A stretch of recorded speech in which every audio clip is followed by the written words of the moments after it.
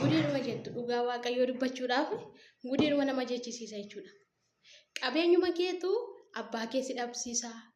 Qabeenya keetu haadha kee si dhabsiisa, obboleessa kee si dhabsiisa, obboleettii kee si dhabsiisa. Waan bara kanaa mojoo, waan bara kanaa moo qaata waan jennu wallaalee jechuudha. Dhugaa waaqayyoo dubbachuuf qaata waan jennu wallaalee akkatti akka nama faanas bulu dhabnee, akkatti dhiifnus dhabnee karaa hundumaan jechuudha. Keessattuu ijoollonni biyya Arabaa jiran kun jechuudha. Jireenyi keenya bitaa namatti gala. Dhugaa dubbachuuf bitaa namatti gala jechuudha. Waan akkasii tasuma wanta godhamee hin beeknedha, wanta ta'e hin beeknedha jechuudha. Gudiidhuma jettu, gudiidhuma jechuudha dhugaa. Tole nagaa gollee hin dagannee akkam jirtu hordoftoota koo nagaa keessanii bakka jirtanitti nagaa faraadu waaqayyoo isiniif haa baay'atu isiniin jecha warri chaanaalii kanaaf haaraa taatan like, subscribe, share gochuu hin dagatinaa isiniin jedha. Akkasuma immoo maatiin koo like, commentii barreessuu hin dagatinaa isiniin jedha.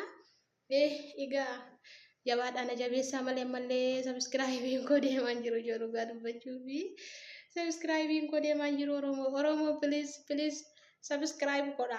Please subscribe godha. Egaa har'amoo maal fiddee dhufte maaltu ta'ee jechuun keessan hin oolu. Waan guddaa tokko fiddee dhufe waan ajaa'ibaa dhugaa waaqa takka dhaga'ee hin beekne waan akkasii jechuudha. Mucaanni dhaloonni isaa Shaashamanneedha.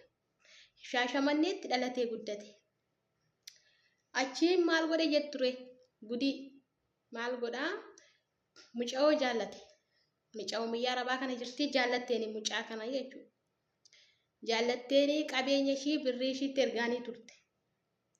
Birrii ishiitti ergaa turte tokko lamaanitti ergaa turte kanaan kophaatti ittiin fayyadamii kanaan immoo ittiin kana nuuf godhii kana nuuf sirreessi jetteet by the way abbaa manaa ishii miti jaalallee ishii jechuudha. Hiriyaadhuma ishii noormaaliidha malee abbaa manaa ishiitii miti. Kanaan kana nuuf godhii kanaan immoo fiigee fayyadamii jetteetu birrii ishii irratti shakashakte ergaa baate ishii. Achiin maal godhaa hiriyaa ishii kunii fi obboleessi ishii musiritti wal beekuun wal barsiifteettiini. Lakkaan mucaanii durriyyeedha baalageedha. Obboleessi ishii immoo itti maanii ture lakki namni kun siin ta'u dhiisii namni kun birrii kee nyaachaa jira namni kun birrii kee fixaa jira jedhee waan hundumatti mee. Mucaanis immoo mucaa kanarraa wanta eegdu hundumayyuu irraan arganneeni wanta ishiin godhii kana godhi sana godhii jetteetti dubbachaa turte tokkoyyuu irraan wanneef jechuudha. Achiin gaafa kaan maal gooti mucaan oduu dhageesse jennaani birrii ishii isa ergitu hundumaatti of gootee dhaabde yaa xaarii koo waggaa meeqaa birrii koosatti ergaa ture jettee zim jettee dhaabde jechuudha erguu fididde. Gaafa kaan maal godha reega yaa gudii waanuma dubbannu wallaalleen bara kana dhugaa waaqa. Laabbii keenya akkatti xuruurfannee jechuudha. Shinti beetii Arabaa keessa dhaabbannee dhiqnee udaan namaa sagalifatamaa achi darbatamaa. Har'ammoo qabeenyuma keenya suniinuu obboleessa keenyatti hin dhabne, haadha keenyatti hin dhabna, abbaa keenyatti hin dhabna. Waan birriin kun nama gootu mojoo safuu. Amma gaa maal godha gaa namichi jireenya akkanatti qaala'ii keessattuu jireenya Itoophiyaa jireenya waddadee kanaan. Maal godha gaa namichoo akka inni obboleessi ishii kuni ishiitti hime dhagaheetu egaa kutatee fi namni si miidhume kokkolfaa si miidha malee yoomiyyuu taanaan daareektii si dhufee si miidhuun barbaadu namni tokko nama tokko malee jechuudha. Isa daareektii dhufee si miidhu koo hamma tokkoyyuu ofirraa dhorkuu hin dandeessa. Garuu isa amalaan si qabatee si miidhumoo waan barbaade ta'e ofirraa dhorkuu hin dandeessu jechuudha. Jaalala waan ta'eef jaalala fakkeessee si miidha waan ta'eef. Achii maal godha gaa innoo simiti kan obboleettii kee birrii narraa kuchisiise jedhee garaa isaatti qabatee aaree jira waan ta'eef obboleessa ishii kana waameetiin kootu wal agarraa wajjiniin oolla har'aa wajjiniin tasnaannaanaa jedhee fataa jedhanii guyyaa guutuu wajjiniin oolaniitu kootu har'a wajjiniin galleetiin wajjiniin bullaa jedhanii gaamammoo gudiidhuma jettu. Wajjiniin gallee wajjiniin bulla jennaan innoo ishii jedhee miskiinni koo dhaqee faana mana isaa bulaka. Haala kan sa'aatii sadiitti ga'ee namicha waraanee dhabamsiisu kana maal jettu si? Egaa simiti kan obboleettii keetti himeetu birrii narraa kuchisiisee jedheeni. Jireenya waddadee kana keessa laalaaga. hamma dhumaatti nyaadha. Isheen isa xaarti haadha abduu ani nyaachuu qaba. Ati immoo akka odeessite jedhee miti amma kukkutee teessaa. Achi maal godha namicha ajjeese. Du'e egaa kunoo namichi obbaafate. Egaa birriidhuma keetu namicha ajjeesa jiru. Birrii keessa hin dhabdaa, birrii keetiif jettees namas hin dhabda. Maaloo bara kana waan dubbannu wallaallee wanti nuti sooshaal miidiyaa kanarratti argaa oollu jiru. Wantoota nama jibbisiisu, wantoota arguuf namatti hin tolle dhugaa dubbachuuf. Kun akkasiin barbaachisaa? Maaliif akkas ta'a garuu namni? Kun ogaa namichi ofiisaa mana hidhaasaa galee namichi inni sun hin du'ee niitiin birrii ishiis dhabdee abbaa manaa ishiis dhabdee obboleessa ishiis dhabdee kana laalaatu. Dubartoota keenya kana immoo maal wal goona laate nuti. Kun hundumti isaa rakkoon eenyu bira jiraan talitti bira jira.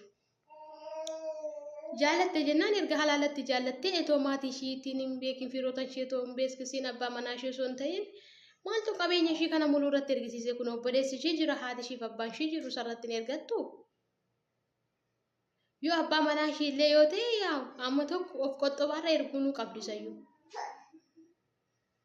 Malee guutuu isaa guutuu erguu hin qabdu. Otoo isheen dura nyaaratti kennuu baattee birrii kanaan ati ofii kee fayyadame. Birrii kanaan immoo ati kana nuu godhi. Otoo isheen dura jechuun baattee raatte jechuudha. Obboleessi ishee kun hin du'u. Obboleessi ishee kun du'uunsaa ishiidhaaf jedheeti. Erga xaartee maaliif wanta fayyanne irratti wanni jedha kan jedhudha malee waan biraatiif miti jechuudha. Wayi obboleessi nama fuudha. Isin eegala miti garuu dhiigummaan immoo nama aarsa.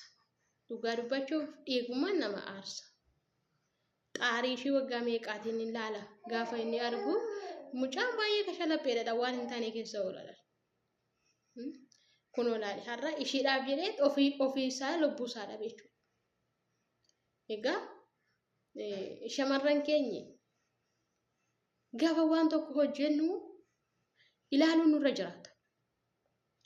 Mormi kun uumamuume wanti isinii galuu qabu jiru. As galagaleechi galagalee haalaaluufi malee jechuudha. Waan biraaf miti mormi kun uumamu. Kanaafuu duuba keessa fuuldura keessa laallattee deemuu qabda. Lafa deemtu hundumattuu jechuudha. Zim jettee akkasumatti dhiiboo fuulduratti deemta yoo ta'e gufuu wayitti buutaan kufta. Zim jettee duubatti deemta yoo ta'es immoo bowwaa wayii buutaa hin kufta. Kanaafuu fuuldura keessa laallachaa duuba keessa laallachaa deemuun sirra jiraata. Gaafa hin jedhu bakka namni kun maalidha namni kun eenyummaan isaa maalidha jedhanii adda baafachuu namarra jiraata malee zim jedhanii qilleensumarraa ka'anii kanaan ati kana godhadhu kophaatti kanaan immoo kana nuu godhi. Kunoo tirfii gifii ishee obboleessa ishee dhabamsiise dhugaa. Baay'ee nama ajaa'iba jechuudha. Shamarran keenya akkamitti akka isaan yaadantu nama dhiba. Tokko amma hin gaddachuudha. Mboosi. Waggaa 8 hojjedheetti. Waggaa 8 hojjetteetti. Waggaa tokkoo fi ji'a 6 keessaa maatii kun gargaariidhaatti. Kanaan achi nama tokkotti ergaan bahetti. Gaafa ishiin galtu maal godha? Fuudhee mucaa tokko godhateeti ishee eegeeni. Utoo isiniitti maal jettu amma kana? Yaada ishii teessigaa yaada ishii waggaa meeqa hojjetti maaltu isa dhibereessa? Zim jedhanii yoo erganuu nama yoo jaallatanii jaalalli dhugaadha gatii nama kaffalchiisa. Jaalalli wanta nama godhin hin jiru beekamaadha garuu haa ta'u malee maal gochuun immoo nurra jiraata ree. Gimmaasha isaallee keewwachaa gimmaasha isaallee ergaa. Akkas yoo goone malee wanta qabnu hundumaa xirri goone ishee ani kana gochuudha. Har'a jiraanna malee boru jiraachuu keenya hin beeknu jiru. Wanti nuu galuu qabu. Namni hirrafa malee akkatti ka'uu hin beekamu. Kanaaf waan harkaa qaban hundumaa xirri godhanii yoo namatti kennan hin barbaachisu. Waaw xiqqeessanii ofitti hambifachuu, xiqqeessanii of harkatti hambifachuu isa kana dura bareeda malee waan hunduma fuutee maatii keessa ta'e, fira keessa ta'e, hiriyaa keessa ta'e waan hunduma fuutee namatti kennita taanaan ta'uu hin qabu kun hin barbaachisu. Maaliif Irraftaa akkatti kaatuun beektu, hin deemte akkatti galtuun beektu. Wanti hundumtuu harka waaqayyoo harka jira. Kanaaf har'a fayyaan qaba jettee akka barbaade ta'uu hin qabdu. Of eeggachuun namarra jiraata jechuudha. Isinii galamti. Of eeggannoon namarra jiraata. Malee bara kana keessattuu halagaa isii dhiraasaa haadha manummaa fi abbaa manummaa hin qabne yookaan isa samaanaa hin qabne wanta boruuttiin himattee hin gaafanne hin qabne isa dhiisii obboleessi kee haadhoon ati wajjin hin dhalattu yoo sirkaa fuudhee ka'ee ittiin godhee kakata jiru. Bara kana keessa jirra. Abbaan kee faatii kee bara kana baay'ee isaanii hin beekan. Namoota biyya keenyaa dhala isaanii keessaa ari'aniiran. Dhugaa waaqayyoo dubbachuu. Kun egaa haati ofiif abbaan ofii hin amanamani. Bara kana keessa. Kanaafuu of eeggachuun nurra jiraata jechuudha. Kanaaf ammallee taanaan dhaamsi ani qabu adaraa ijoolleen shamarran biyya harabaa jirtan ana qabatee hundumti keenya jechuudha. Of eeggannoo cimaa gochuu qabna. Of eeggannoo cimaa gochuu qabna jechuudha. Maaliif dhiirri beekamaadha. Nama sossoba. Jaalalli immoo gatii nama kaffalchiisa. Kanaafuu wanta hojjennu hundumarratti akkaataa itti godhachuun nurra jiraata. Isinii galamti akkaataa itti godhachuun nurra jiraata jechuudha. Malee birriin kun waan nuti fakkaatu miti gaafas teenye ilaallu. Borotoo gallee garuu jechuudha birriin kun ji'a tokko nun teessisu gaafa Itoophiyaa geenye immoo karaa kamiin achi deebinaa cinqii keenya argina. Gaafas immoo kan nuti mana namaa seennee biddirfannee dhumu. Kanaafuu ishee hojjenneen har'a tokko faayidaa guddaa agarsiisuu qabna. Nama mana namaa harka keewwachuu qabna. Lammaffaan immoo zim jennee nama qilleensa irratti barree nama haadha isaaf abbaa isaa hin beekne maalan beeka nama bara kana ijoo wanti nuti arginu wanta namatti tolu miti nama qilleensa irratti baranii akkamitti zim jedhanii birrii ofii arguuni. Kanaafuu arguun qabnu bakka. Ijoolleen keenya ijoolleen biyya arabaa jirtan yoomiyyuu taanaan nama tokko yoo jaallattan nama tokko yoo itti dhuftan dhugaadhaan boru namni kun bultii koo ta'a yoona jettee kan yaadu yoo ta'e maal gochuu qabda sittani maal. Lafuma kana taa'ii yoo jechuudha. Haadha kee fi abbaa kee barsiisini tokko. Samaana hojjisiifadhu asuma teessee samaana hojjisiifachuu hin dandeessa bara kana qallaaliidha. Akkamitti yoo naan jettanii nan beekaa nama waan hundumayyuu jechuudha. Dhugaa dubbachuu. Asuma teessee haati kee fi abbaa kee itti dhimtaanii qabalee irraa dhaqanii si fuudhu waraqaa laayiseensii. Ragaa ati tokko ragaa bilbilaan viidiyoo waraabamta. Waan biraa of keessaa hin qabu. Inni immoo maatiin kee bira jiru waan ta'eef achuma taa'ee farramaanii laayisensii keessaan tokko si fudhata tokko isa fudhata suura tokko bicha nama barbaachisa jechuudha. Gaafa kana birrii kee yoo ta'utti ergitee akka barbaadeetti bor funyaan isaa qabdee irraa fudhachuu dandeessa. Maaliif si harka jira waan ta'eef argi waraqatichi laayisensii jechuudha. Homaa rakkoon qabne kun bara kana mootummaan nu tolcheera. Malee har'a karaa gubbaa teenyee kana gochuuf sana gochuun hin barbaachisu. Egaa walumaa galatti muudannoo kanarraatii waa guddaa baratu jedhee yaada. Akkasitti birriin keenyi abbaa keenya haadha keenya obboleessa keenya nu dhabamsiisaa jira. Kanaaf of eeggannoo haa goonu. Isiniin nan jedha. Nagaan naa turaa amma viidiyoo biraatiin walitti deebinutti baay'ee isiniin jaalladha. Like, subscribe, share gochuun immoo hin dagatina.